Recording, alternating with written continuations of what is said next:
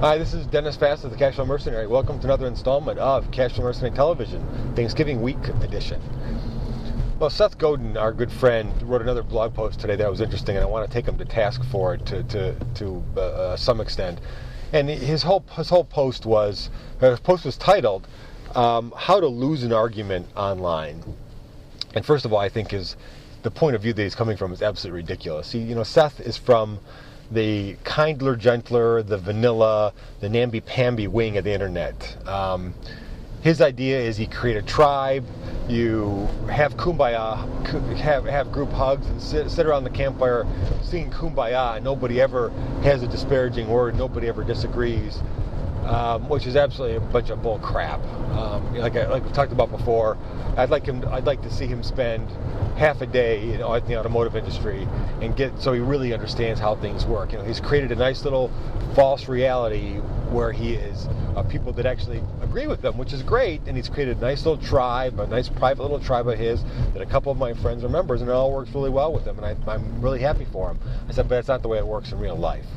So his whole thing was how to lose an argument online, and his first point was you lose an argument by having an argument, which again, I think it's a bunch of crap.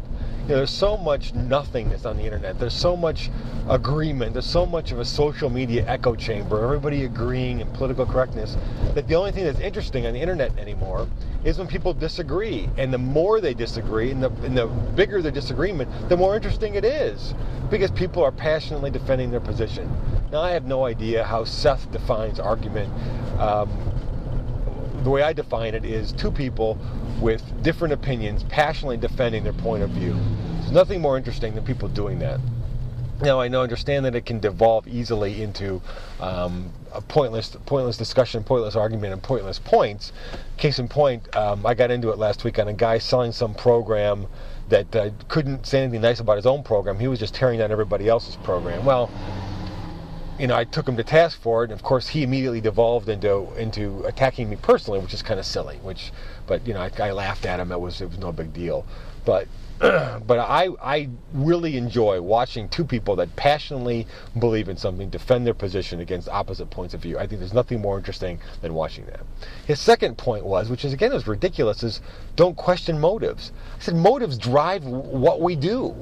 And again, case in point, this guy that I got into an argument on Twitter with last week, this guy had a vested interest in trashing a particular point of view to bolster his own point of view. And his motives were everything in the reason why he held this position. I don't know how you cannot question motives, or how you cannot have a discussion of motives when you're in an argument, because if somebody has a vested interest in something, and pointing it out can be a very valid way to argue. So anyway, I'm just trying. Here I am. I'm taking Seth to task on this really vanilla, ridiculous post that he made today on losing arguments on the internet. I totally disagree with him. I think the arguments are great. Arguments are fun, and arguments are the only way that anybody learns anything, because it's the only thing anybody listens to. This is Dennis Fassett, the Cashflow Mercenary. Thank you again for tuning in, and we'll talk again tomorrow.